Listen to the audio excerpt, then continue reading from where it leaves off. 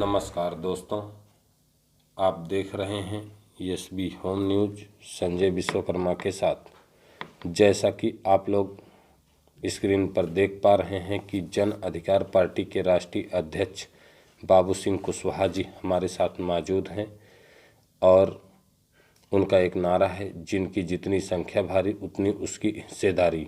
क्या इसके ऊपर वो 2022 विधानसभा के चुनाव में कामयाबी को प्राप्त करते हैं कि नहीं।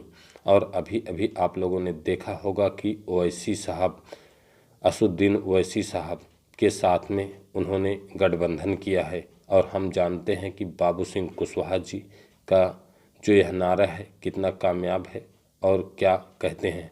आज SB home news network Sanjay Vishwakarma के साथ में देखिए, जो अभी हम लोगों ने 22 तारीख को भागीदारी परिवर्तन मोर्चा बनाया है, उसमें आदरणीय मुकेश मेश्राम साहब हैं और ओवैसी साहब हैं और हमारी जन अधिकार पार्टी है।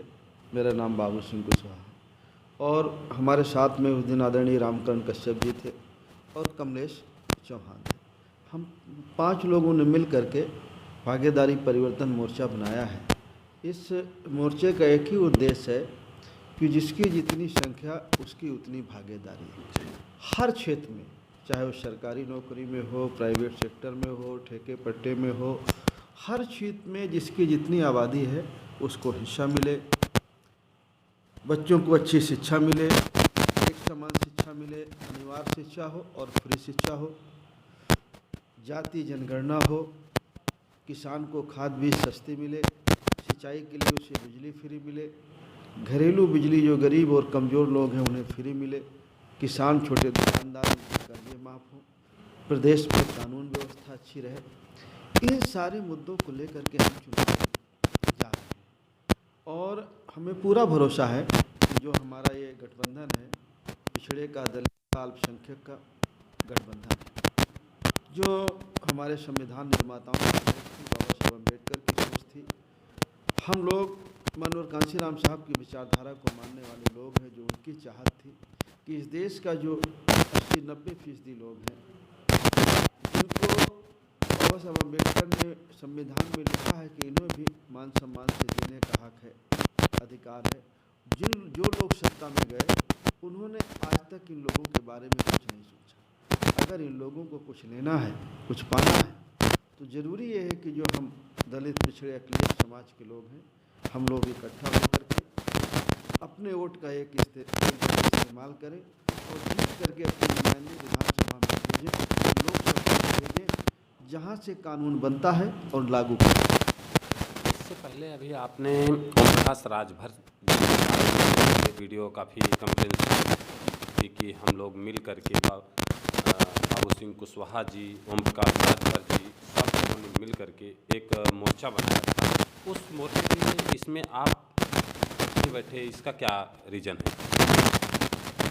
जब बना रहे थे, बनाने की कोशिश में लगे थे कि मोर्चा बन जाए, कंप्लीट हो जाए, कुछ लोग इकट्ठा हो जाएं और मेरे हम बना रहे थे। वो बनने से पहले ही हो गया, तो इसकी कोई दिक्कत नहीं है। हम लोगों ने कहाँ गलती हुई किया और जहाँ कमी थी उसको ठीक करके, उसको सुधार करके हम नए स्वरूप में भागीदारी परिवर्तन मोर्चा गठन किया है।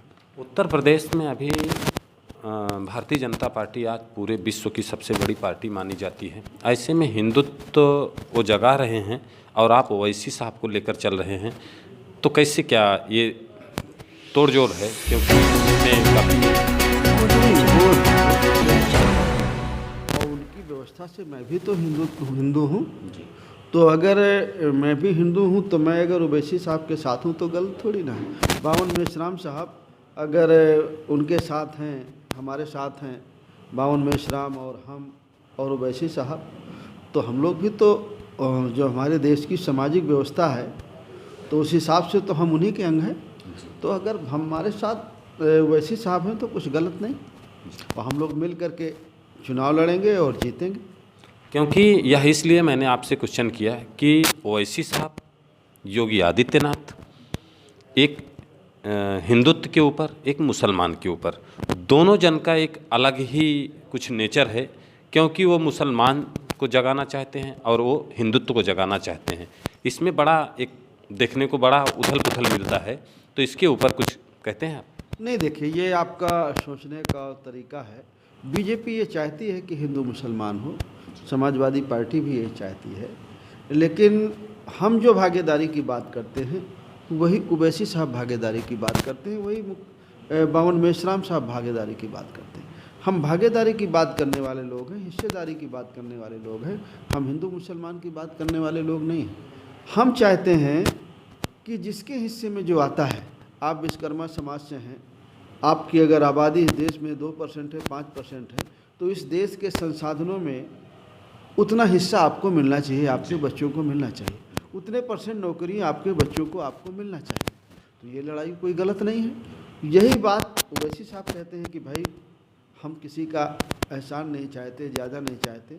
मुसलमान भाई का जो हिस्सा बनता हो वो मिलना चाहिए, पिछड़ी जात का जो हिस्सा बनना चाहिए वो मिलना चाहिए, अनुसूचित जात का जो हिस्सा बनता है वो मिलना चाहिए, अपर कास्ट का जो हिस्सा बनता है वो मिलना चाहिए। यही तो लड़ाई है, यही तो हम कह रहे हैं। और जन अधिकार पार्टी अभी कितने सीटों पर आपकी पार्टी चुनाव लड़ रही है? हमारा मोर्चा भागीदारी परिवर्तन मोर्चा पूरी 403 सीटों पे चुनाव लड़ रहा है।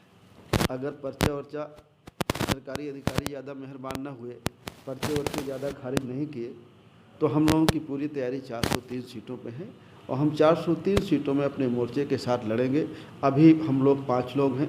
हमें उम्मीद है कि कुछ साथी और सम्मिलित होंगे और सब लोग मिल करके चुनाव लड़ेंगे और जीतेंगे और सरकार बनाएंगे।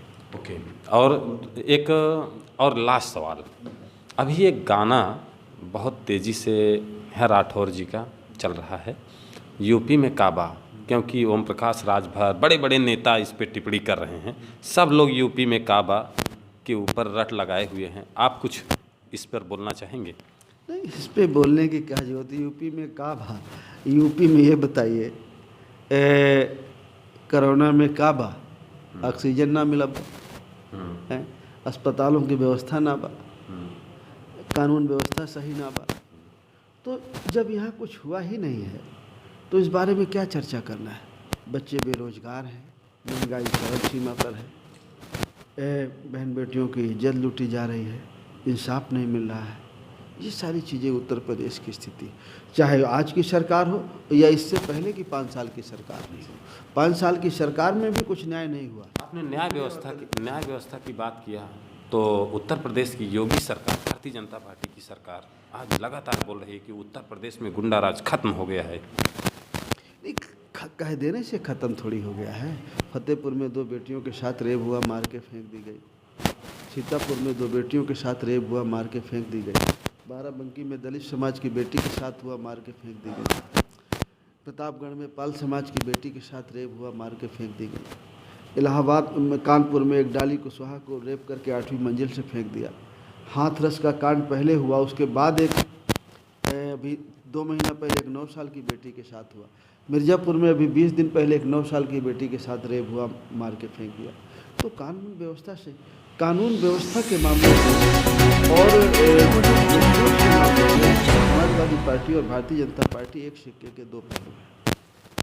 बीजेपी है तो सपा है, सपा है तो बीजेपी है। एक हिंदुत्व से डरवाती है और वोट लेती है मुसलमान का और अदर बैकवर्ड का, और एक मुसलमान से डरवा के अदर बैकवर्ड का हिंदू का वोट लेती है, और काम दोनों कुछ नहीं करते। इसी में उलझाए रखना चाहते हैं। वो भी हमारे बच्चों का नौकरी पेशे में हिस्सा मारती है बीजेपी भी, और समाजवादी पार्टी भी वही करती है। भाई समाजवादी पार्टी कौन सा हिस्सा देती है? जब वो सत्ता में जाती है तो आपको पूछती है, आपके बच्चों को रोजगार देती है।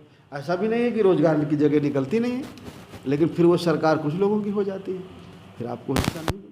तो ये दोनों मेन मुद्दे से ध्यान उठा करके कहीं और ले जाना चाहते हैं। और इसकी बार चुनाव में मुद्दा है भागीदारी का, हिस्सेदारी का। स्वामी प्रसाद मौर्य जी एक बैकवर्ड के अच्छे चेहरा माने जाते हैं।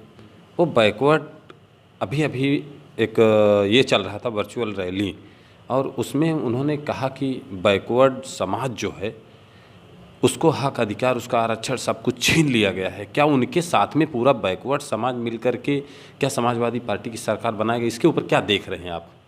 देखिए, मैं अपनी बात कह सकता हूँ कितना % उनके साथ हैं, कुछ ऐसे? देखिए, मैं ये नहीं जानता हूँ कि कितना % है, वो तो आपको चुनाव में दिखाई पड़ जाएगा। लेकिन मैं इतना जानता हूँ कि ये बात अगर वो इन 5 सालों में उठाते, जहाँ थे, अगर ये बात जो आज कह रहे हैं अगर वो पहले उठाते तो उनकी बात का वजन होता। अब कोई उठाने का बहुत मतलब नहीं। बहुत बहुत धन्यवाद भाई जी।